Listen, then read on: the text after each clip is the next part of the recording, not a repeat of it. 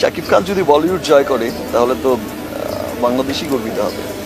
Superstar Shakib খানের দরদ সিনেমাকে আটকানোর চেষ্টা করেছেন অনেকেই। এই বিষয়ে ক্লিয়ারভাবে কথা বলেছিলেন দরদ ছবির পরিচালক অনন্য মামুন। এবার দরদ নিয়ে মুখ খুলেছেন দরদ ছবির প্রধান আকর্ষণ সুপারস্টার শাকিব খান। শাকিব খানের কাছের মানুষদের কাছ থেকে জানা যায়, শাকিব খান বলেন, এই কয়েকটা দিনের শুটিং এর ভিতর বেশ কিছু ভিডিও ভাইরাল হয়েছে। সেই ফুটেজগুলো নিয়ে দর্শকরা তাদের নিজস্ব প্রতিক্রিয়া মতামত জানিয়েছেন, যা দেখে দরদ টিমের সবাই মুগ্ধ হয়েছেন।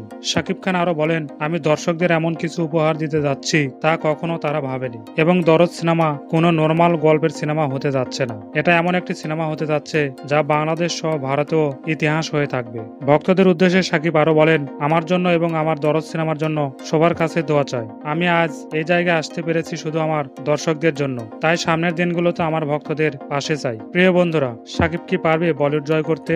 জানিয়ে দিন নিজের মতামত। শাকিব খান যদি বলিউড জয় করে তাহলে তো বাংলাদেশই গর্বিত হবে।